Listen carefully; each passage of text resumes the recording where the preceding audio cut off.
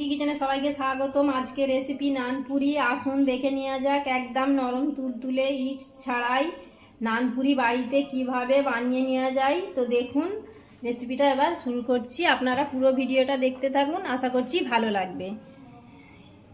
প্রথমে আমি নানপুরি বানাবার জন্য আমি এখানে নিয়ে নিয়েছি টক দই। এখানে আমি টক দই নিয়ে নিয়েছি। এবার আমি টক দইয়ের মধ্যে দিয়ে দেব বেকিং পাউডার, বেকিং সোডা, সামান্য চিনি দিয়ে দিলাম, স্বাদ অনুযায়ী নুন দিয়ে দেব,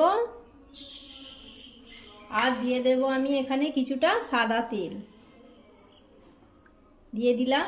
এবার আমি ভালো করে মিশিয়ে নেব। দেখুন ভালো করে মিশিয়ে নিয়েছি। এবার আমি এখানে অল্প অল্প করে ময়দা দেব আর মেখে নেব। এবার আমি এখানে অল্প অল্প করে ময়দা দিলাম, দিয়ে এবার আমি মেখে নেব। প্রথমে আমি জল দেব না, হাত দিয়েই ভালো করে মেখে নিতে হবে। জল লাগলে আমি এখানে জল দেব।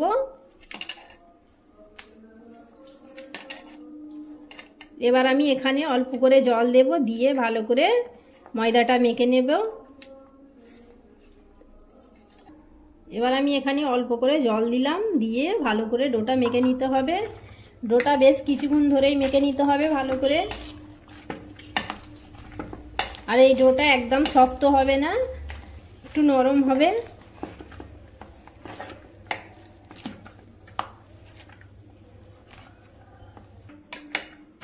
প্রায় আমি 10 মিনিট ধরে মেখে নিয়েছি।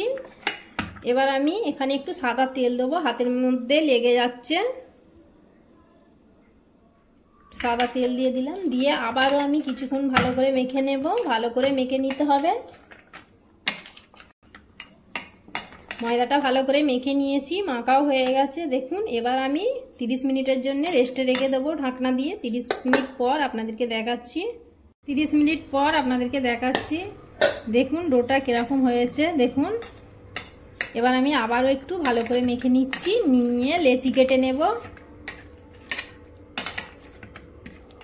আরও আমি একটু ভালো করে মেখে নিয়েছি। এবার আমি লেচি কেটে নেব। লেচিটা একটু বড় বড় করেই কাটতে হবে। যেভাবে আমরা রুটির ডো করি সেইভাবে একটু বড় বড় করে লেচিটা কেটে নিতে হবে। ঠিক এই রকম করে সবগুলো লেচি কাটা হয়ে গেছে। এবার আমি বেলে নেব।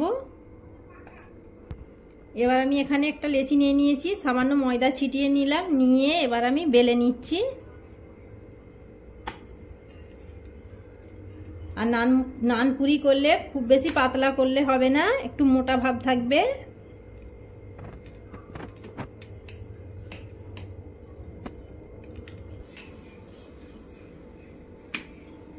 দেখুন একটা নানপুরি বেলা হয়ে গেছে। কতটা মোটা দেখুন, এরকম আমি মোটা ভাব রেখেছি। নানপুরিটা এরকমই হবে, এর থেকে বেশি পাতলা করা যাবে না। তো একটা বেলা হয়ে গেল। আবারও আমি একটা লেচি নিয়ে নিয়েছি, আবারও আমি বেলে নিচ্ছি।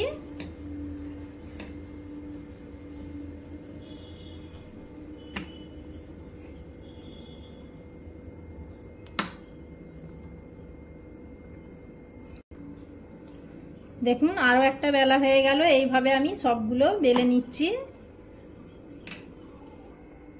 সবগুলো নানপুরি বেলা হয়ে গেছে। এবার আমি ভেজে নেব। ভাজার জন্য আগে থেকে আমি তেল বসিয়ে দিয়েছি, তেলের মধ্যে দিয়ে দিলাম।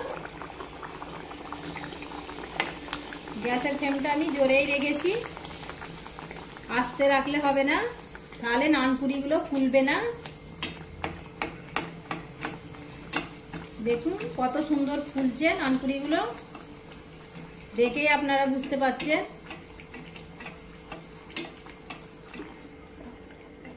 কত সুন্দর ফুলেছে দেখুন আপনারা।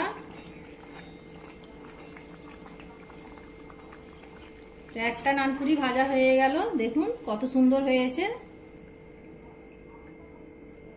আবারও একটা আমি তেলের মধ্যে দিয়ে দিলাম।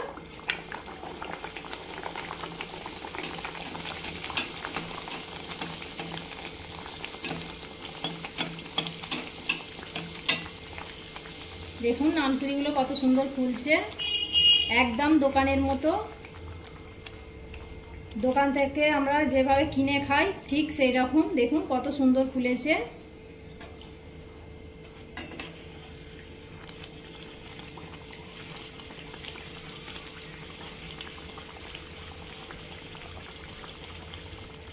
আবারও একটা নানপুরি হয়ে গেল, দেখুন কত সুন্দর হয়েছে। তো এইভাবে আমি সবগুলো ভেজে নিচ্ছি। সবগুলো নানপুরি ভাজা হয়ে গেল, দেখুন কতটা দেখতে সুন্দর লাগছে, খেতেও অসাধারণ হয়। সবগুলো হয়ে গেল, তৈরি হয়ে গেল নরম তুলতুলে ইস্ট ছাড়াই নানপুরি। বাড়িতে তৈরি করে নিলাম কত সহজে। রেসিপি কেমন লাগলো অবশ্যই কমেন্ট করে জানাবেন।